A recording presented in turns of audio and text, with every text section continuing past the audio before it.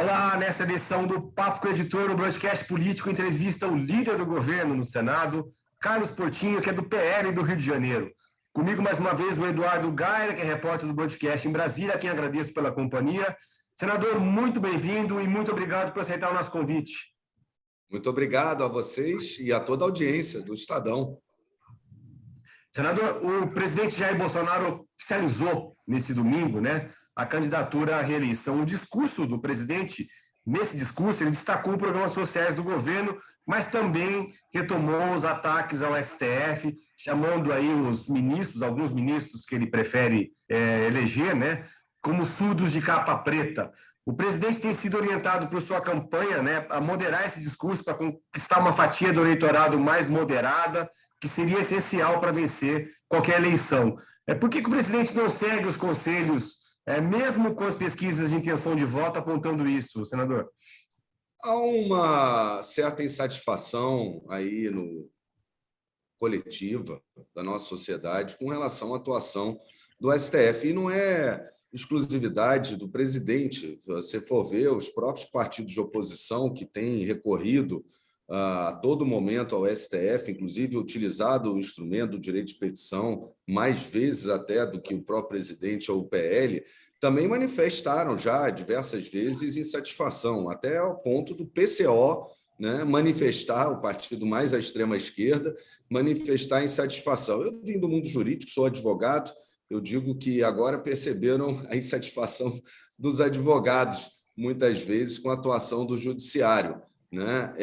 Isso agora toma um tamanho mais coletivo. O que eu acho é que o presidente ele vocaliza essa insatisfação. Com relação às urnas, especificamente, que é um dos pontos de insatisfação do presidente, por conta de ter sido aprovado o projeto dele, inclusive, no passado, do voto impresso e auditável, que muitos líderes defenderam até nas últimas semanas, as redes sociais vêm repercutindo matérias da época, Simone Tebet, próprio Rodrigo Maia, dentre outros, que na época defenderam e parabenizaram a aprovação daquela lei do voto impresso. Eu tenho uma posição a respeito. Acho que essa é uma discussão que não deve ser calada. O que a gente pode, sim, e deve discutir o termômetro dessa discussão, isso eu até concordo, mas eu entendo que ela não deve ser calada por uma razão. Uma urna é eletrônica e todo equipamento eletrônico ele carece de atualizações. Enquanto a gente está falando aqui, o nosso celular está atualizando os seus aplicativos, seja por razões de segurança, de LGPD, seja por novas tecnologias. Então, a discussão a respeito da impressão do voto, não para o eleitor levar para casa, porque a gente sabe se assim fosse, esse voto seria capturado, mas a discussão com relação ao eleitor ter a confirmação do voto e depositá-lo numa urna, eu acho que é uma discussão que a gente deve seguir, porque a coisa mais cara na nossa Constituição, na nossa democracia, é o voto do eleitor. Eu fui, Gustavo, advogado eleitoral por muitos anos, e eu posso falar da minha experiência no dia das eleições. A maior reclamação do eleitor que acontece, vocês certamente já ouviram, é que o eleitor apertou lá o número do candidato, não apareceu a foto e já pulou para o candidato seguinte. Será que meu voto foi computado? E eu me lembro que isso era recorrente. Outra questão que trouxe de volta esse receio aconteceu, na minha opinião, por um erro do TSE nas eleições municipais de ter concentrado lá em Brasília a apuração dos votos, o que antes era pelos tribunais regionais eleitorais. Isso foi criticado também na grande imprensa na época, porque isso demorou a sair o resultado, a serem publicados os resultados. Então, tudo isso que gera desconfiança e o voto bem mais caro, talvez, da nossa democracia, talvez não certamente, nos faz não calar essa discussão. A maneira como ela é colocada é válida, mas não podemos calar essa discussão, é um equipamento tecnológico e merece suas atualizações. Agora, senador, ainda sobre a eleição nacional, o presidente Jair Bolsonaro evitou responder na semana passada se ele entregaria a faixa presidencial a um outro político caso perca as eleições presidenciais em outubro. O senhor é líder do governo no Senado, uma casa do Congresso Nacional, Casa do Povo, responsável por defender a democracia. E é nesse papel que eu lhe pergunto, por que o presidente não assume esse compromisso tão simples com a democracia, seria entregar a faixa para quem vencer as eleições, caso não seja ele, né? Algum risco para a democracia brasileira, para as eleições, se o atual sistema de votação for mantido, como não deseja o presidente Bolsonaro? Olha, acho essa uma hipótese remota, ele passar a faixa para outro presidente, pelo fato que acredito que ele será reeleito. Mas também acho que esse não seria o único episódio na história do nosso país de que um presidente não passou a faixa para o outro. Aliás, eu que venho do esporte, por muitas vezes eu vi equipes vice-campeãs se recusarem a estar no palco da equipe campeã. Não é como eu penso, né? Acho que a gente tem que aceitar os resultados válidos, né? Mas também não seria inédito na história do país, e é uma eleição muito polarizada no sentido extremo mesmo, né? Direita contra esquerda, né? Passado contra presente, e então, às vezes, as emoções ficam um pouco afloradas, e eu acho que isso é a conduta pessoal de cada um, mas não seria um fato inédito na nossa história. Mas quem vencer as eleições será... Desculpa, Gustavo, só para eu insistir, mas, senador, quem vencer as eleições será empossado presidente da República, mesmo se o atual sistema for mantido?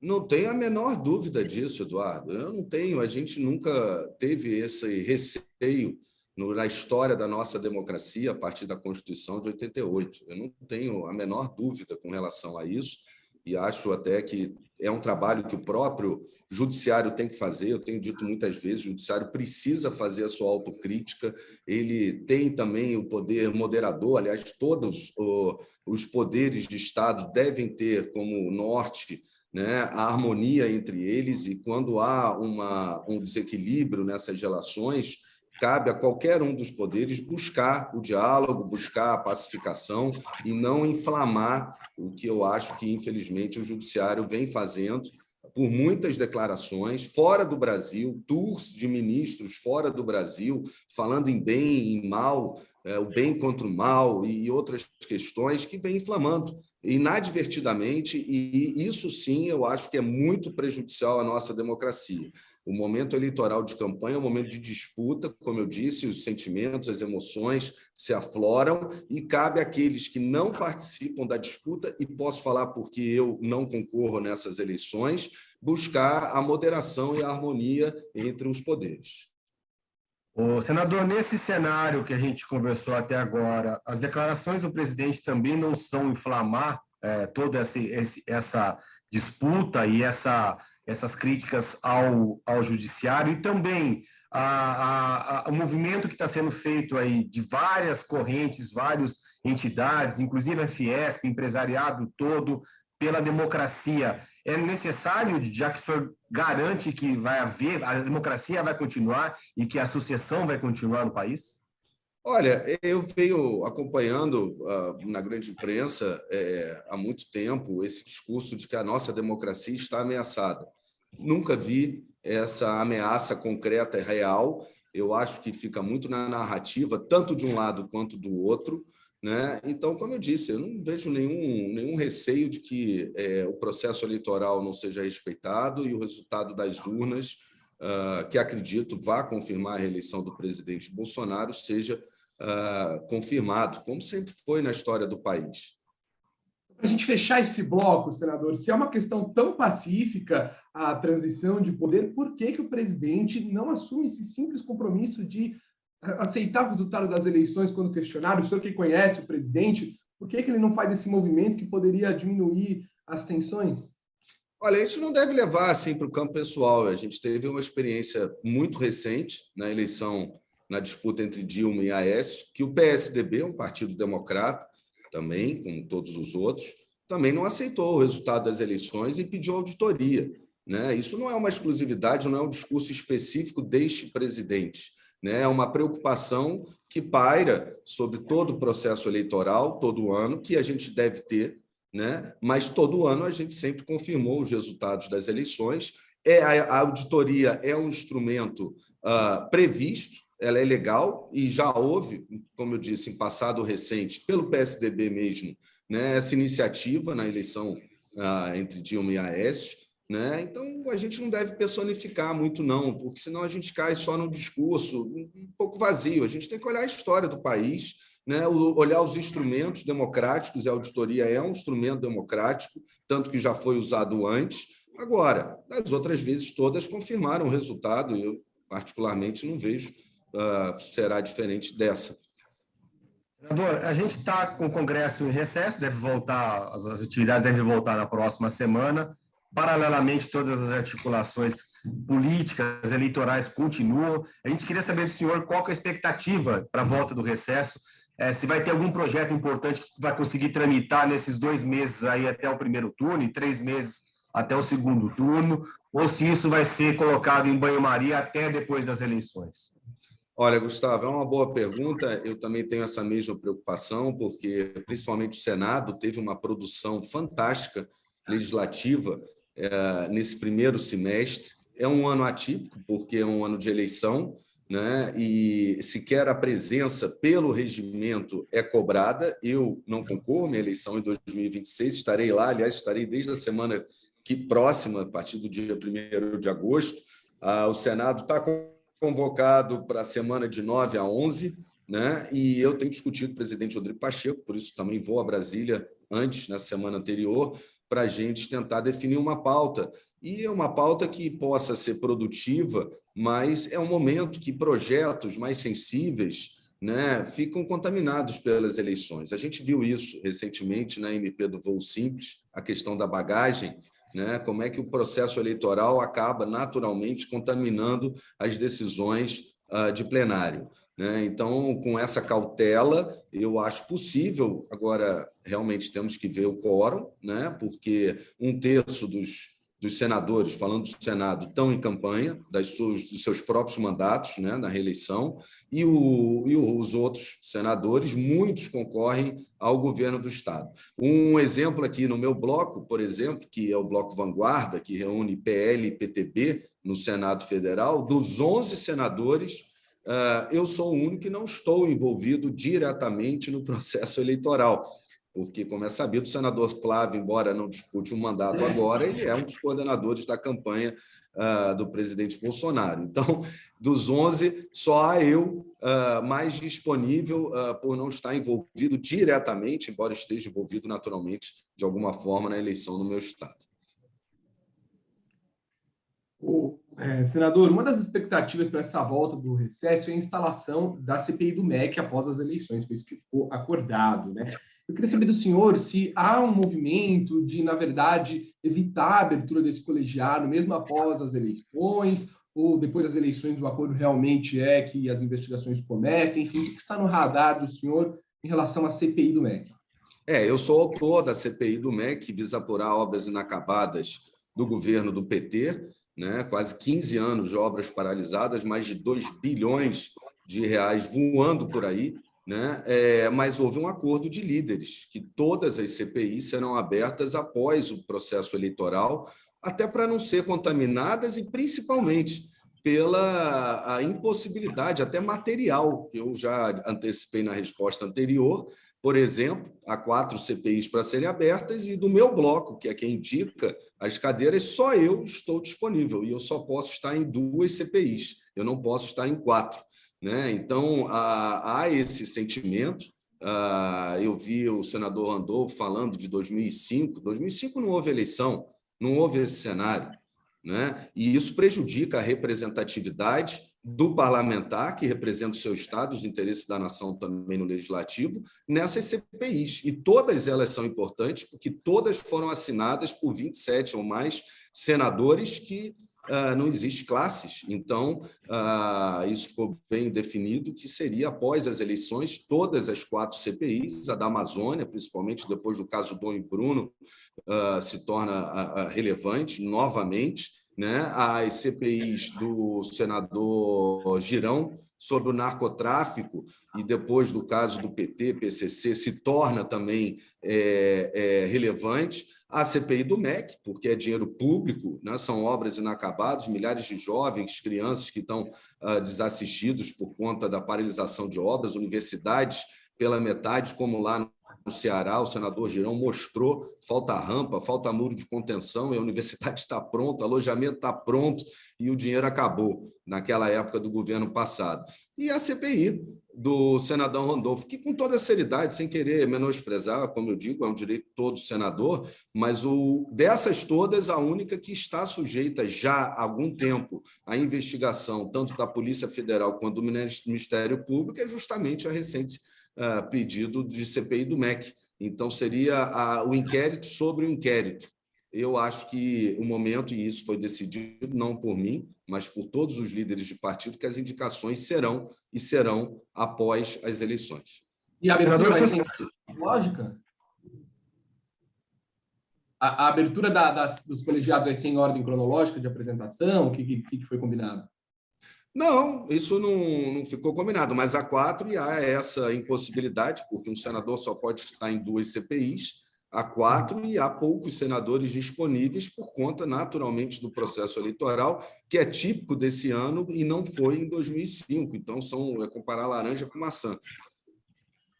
Senador, o senhor citou aí alguns projetos, o próprio MP do Voo Simples, que tiveram dificuldade, né, para tramitar por causa das eleições, por causa dos problemas eleitorais em cada estado, mas a gente também teve alguns projetos que tiveram viés eleitoral, que foi a redução do ICMS dos combustíveis e a aprovação da PEC dos benefícios, que o governo Bolsonaro acredita que possa ter benefícios para o presidente na sua campanha à reeleição. Mas as pesquisas eleitorais, as primeiras pesquisas divulgadas já essa semana, da FSB, enfim, do IPES, mostraram um cenário estagnado ainda na campanha, com a polarização entre Lula e Bolsonaro, com pequeno crescimento dentro da margem do presidente e uma variação também pequena do ex-presidente Lula. Esses fatores vão ajudar o voto para o presidente Bolsonaro? E, se sim, quando que devem ajudar?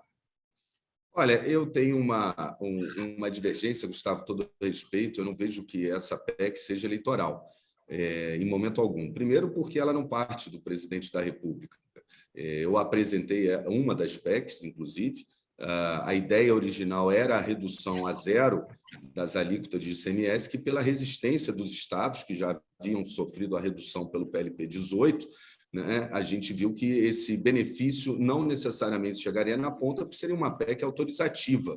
E a necessidade, e não foi só o governo, os partidos da base, mas também os partidos da oposição entenderam que é um momento de crise, e isso é óbvio. É um momento de crise internacional. Com todo respeito, Gustavo, eu sempre tenho dito, a Espanha está fazendo o mesmo. A Espanha está dando lá na ponta 200 euros para os mais vulneráveis, aumentando o valor das pensões, voucher também para combustível. Portugal, estava lendo agora de manhã a matéria do Correio da Manhã de lá, dizendo que mesmo com a redução dos impostos, que eles também nos copiaram, feita lá, os estados arrecadam mais do que antes. Então, além de ser uma questão mundial, para quem coloca a gasolina, para quem coloca o diesel, para quem compra o produto nas gôndolas, que tem impacto no preço dos combustíveis, para a dona de casa do gás de cozinha, ela pagou a conta até aqui, ela não aguentava mais pagar essa conta da guerra e de uma crise mundial de combustível. Então, crise mundial, senador, desculpa interromper, uma crise mundial que começou lá em 2020 com a pandemia, sim. Depois veio a guerra, que é um motivo alegado agora, ou seja, a gente teve benefícios, teve redução de impostos, teve modificação na tributação. Por que não foi feito? O Congresso não fez, enfim, uma reforma tributária, ficou uma briga entre Senado e Câmara para poder resolver esse sistema de modo estrutural e não conjuntural, como tem sido feito. A reforma tributária, a gente já avançou bastante e eu tenho certeza que, seja qual for o próximo governo, sendo principalmente a eleição do Bolsonaro, ela vai andar porque a gente já maturou o texto bastante. Mas esse texto ainda não está redondo, Gustavo, porque o setor de serviço está sendo muito sacrificado. O setor da indústria, chegamos, sim, a um denominador comum, é positivo, mas o setor de serviço não, principalmente o setor da educação, ou seja, a PEC 110 ela ainda recai sobre a classe média, principalmente, que sempre paga a conta, né, o impacto maior tributário, né, desonerando bastante a indústria, o que é importante. Então, ainda falta um ajuste fino quanto a isso, quanto ao setor de serviço, e falta um ajuste quanto à questão da participação dos estados e dos municípios, que eu tenho defendido um fundo de compensação, inclusive, para que a gente possa avaliar para e passo a cada 2 anos, a cada 3 anos, quem teve perda, quem teve ganho, até que eles possam se ajustar. Eu digo que a PEC 110 é um filme sem fim, porque ela joga para 40 anos esse ajuste. 40 anos a gente sabe que no Brasil é muito tempo e muita coisa acontece. A reforma do imposto de renda ela também tem alguns ajustes finos a serem feitos, que já passou na Câmara, no Senado. Agora, o que o brasileiro quer é o corte de impostos, Gustavo. E o governo, ao contrário de outros que buscaram congelamento, e aí de múltiplos partidos, não é nada próprio do governo passado, né? A gente teve isso no Sarney, congelamento, teve congelamento da eletricidade do governo Dilma. A gente viu que esse não é o caminho. Aliás, olhando para a Argentina agora, a gente tem certeza. O caminho é a redução do imposto. E isso foi feito, como eu falei, em Portugal, na Espanha, no Japão, nos Estados Unidos e também no Brasil, né? Então, assim, é um movimento mundial, na verdade. Senador, queria partir agora rapidamente para a eleição no Rio de Janeiro, que o senhor é do Estado, né? O governador Cláudio Castro é do PL, ele aparece à frente das pesquisas de intenção de voto, mas com uma margem estreita em relação ao candidato aí que é da esquerda, o Marcelo Freixo, do PSB. O que o governador Cláudio Castro, na avaliação do senhor, precisa fazer para ampliar a distância em relação ao segundo colocado e impedir, assim, uma possível vitória da esquerda no Estado, que é um importante polo do xadrez nacional das eleições? Olha, Eduardo, o governador Cláudio Castro foi muito habilidoso, porque para governar, e para o bem até do Estado, né, de qualquer Estado, é muito importante que haja uma coalizão, né, para que a gente possa marchar junto, reduzir as oposições, buscar os projetos de interesse comum, né, porque tem um bem maior que é o Estado, né? Então, ele teve essa habilidade. Entrou o momento de disputa eleitoral, né, e, só um parênteses, para ele alcançar isso, ele teve que compor com a Assembleia Legislativa e com o presidente da Assembleia, que é o André Siciliano, que é do PT. Entrou a disputa eleitoral e me parece que a imagem dessa composição ficou muito viva na cabeça de alguns, e o governador Cláudio Castro, ele agora entendeu que é uma disputa, e disputa tem lado, não há como, é disputa eleitoral, né? Então, essa coalizão é importante para o governo, mas para o momento eleitoral a gente tem que escolher o lado, e o governador Cláudio Castro, ele sofre ainda um pouco com essa memória de um passado recente, né, em que ele teve, e é natural que tenha, uma proximidade com o presidente da Leste, que, por ser do PT, eu, na minha avaliação, e ela é pessoal, eu entendo que essa memória recente tem afastado ainda o eleitor bolsonarista. Ele quer enxergar que o governador Cláudio Castro é Bolsonaro, e a eleição presidencial puxa a eleição estadual, isso não tenha dúvida, né? Então, acho que estão faltando ali uns 10% do voto bolsonarista, principalmente da Baixada, que ainda estão avaliando os passos do governador. Mas o governador tem feito gestos, né, para o presidente Bolsonaro, para a base do PL, e eu acredito que isso é recuperável, o eleitor quer ter a segurança. Isso aconteceu, né, na eleição passada, é bom lembrar, o Whitson ganhou porque ele foi aquele que, embora, na verdade, estivesse mais distante do presidente, se colocou no processo eleitoral mais próximo, né?